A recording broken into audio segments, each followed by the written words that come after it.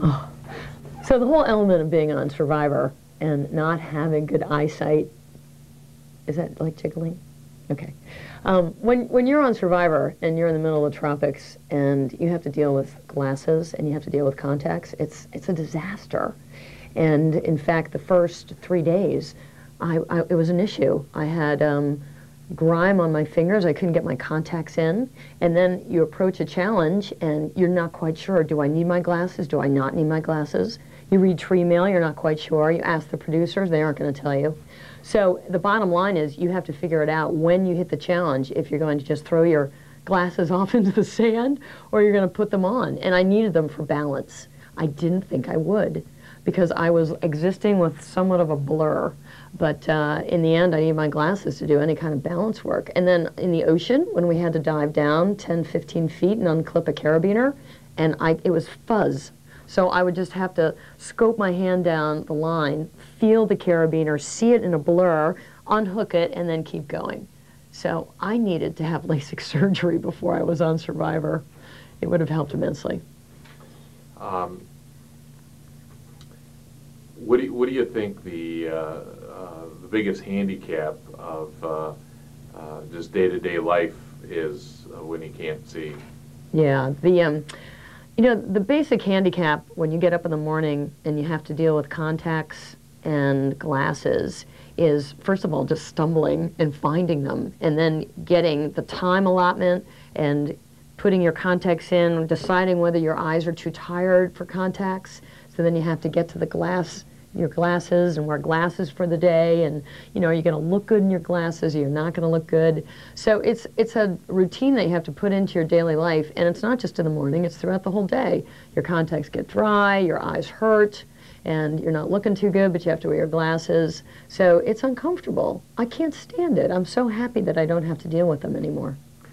In terms of the other people in the team, what did glasses say to them when they saw you in their glasses? What did that mean in their minds? Yeah, Or what did you think? Well, on the show Survivor, when I walked up to a challenge and I had glasses on, I was really concerned about the opposing tribe and my tribe reading into the fact that this old lady or this chick can't see well. Is she going to, you know, pull it out for us? So having glasses on the show and wearing glasses was definitely a negative. And so after a while, I didn't wear them, because I thought that I was getting negative reaction because maybe I couldn't see. And not only that, you know what the biggest stigma was? I would go off before a challenge knowing that we were going to go in about a half hour, and I'd work and work at getting those contacts in, and I could tell that the tribe was starting to get concerned. Where's Kathy? How come she's not ready to go? Oh, yeah, she's off putting her contacts in. So it was a huge negative, and I finally gave up because I didn't want the negative negative attitudes through the tribe, and all of a sudden I'd be voted out. Talk a little bit about when you got back, the different things that you got back that you decided after Survivor All-Stars, things that you were going to do, you know, from something you were going to eat to where this came into, you know, when you made the decision. When was the time that you made the decision that you were going to do this and get it done? Yeah, I made the decision to get LASIK surgery probably about 30 days after I got back, because it was such a struggle on Survivor to not be able to see. And I realized when I got back and I wanted a fresh glass of water, and I wanted really good food, and I wanted incredible ice cream and all the accoutrements that you don't get that when you're on the island, anything to do with civilization, clean sheets. And the other thing on my list was getting this LASIK surgery done, so I didn't have to fumble all the time not being able to see or deal with these contacts. And I had the opportunity to do it a year ago, but at the same time, for some reason, I was hesitant. I was busy, I had an excuse, and it was a big mistake. So it was great to have it done, and now I can see. Talk a little bit about, you've been doing a lot of traveling. I could have gone anywhere out of the area. I could have gone anywhere. Why did you stay in Vermont and have it? Yeah, I travel a lot because of the show and also because of my lifestyle. So there was opportunities to look into having LASIK surgery out of the area. But you know what? I am so into working with the people that I know and I trust in the community. After all, I sell real estate. and people come to me. I want to use local establishments. So Vermont Eye Laser is here, and Dr. Larson is here. I wanted somebody that if I had any questions, they were a stone's throw away or a drive away. They're on my island. So I stayed local. It made so much sense to me to have somebody close by. And also, I relied on my physician. I checked in with my ophthalmologist. Did I say that right? I checked in with people that I knew that had LASIK surgery. In fact, my partner, Greg Kuchar, had it with Dr. Larson. So that only makes sense. My job in real estate is totally relying on testimonials and referrals. So I trusted going to Dr. Larson, and it was the best experience. Because of the show, obviously you meet people from all walks of life, and you meet the leaders you deal with. You sell homes to leaders in the community. And what's the buzz around town about where to go? Oh yeah, the buzz around town in Burlington, Vermont to get your eyes done and have LASIK surgery done is definitely Vermont Eye Laser and Dr. Larson. So that's the buzz, and I think that's what we all rely on, especially in a small town. There's no way that I would go out of state. It doesn't make any sense to me, and especially if it was about saving any kind of money, that isn't an option. And furthermore, the price is right, so it makes no sense to go outside. Well, it doesn't. I don't know why people run to Montreal to get things done, especially like any kind of. I have a friend that's going to get her eyes lifted. Like, you're going to go to Montreal to get your eyes done?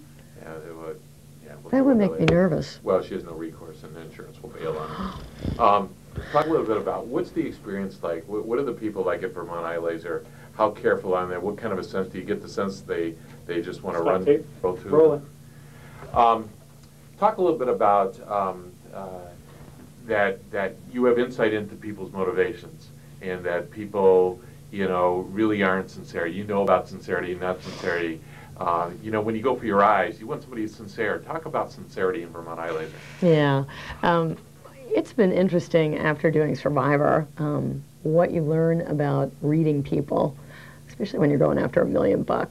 So going over to Vermont Eye Laser or anything in my life, it's just interesting to see people's reactions and how they handle service or even handle you. So when I went over to Vermont Eye Laser, I couldn't have been, people just greeted me like I was part of the family. So I walk through the door and I go right up to the receptionist and I felt welcomed. So I think that's huge, especially being in the service industry. I was greeted with smiles. They knew I was coming. I didn't have to wait long in the waiting room. And then when I got my eye exam to see if I qualified, everything was just so wonderfully systematic, and there was always a smile on everybody's face. I mean, it's huge. So I read into everybody there that they enjoy working there, and I think they do. And so you can tell that the karma over at Vermont Eye Laser is a positive one, and it rolled off right onto me. So I felt comfortable and at ease, and also I just trusted them all. If they like working there, then you know that you're in a good establishment. Talk about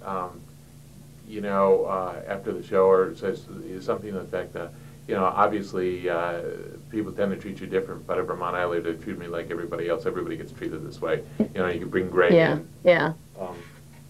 Let me turn this off. Hold on a second. Good, rolling.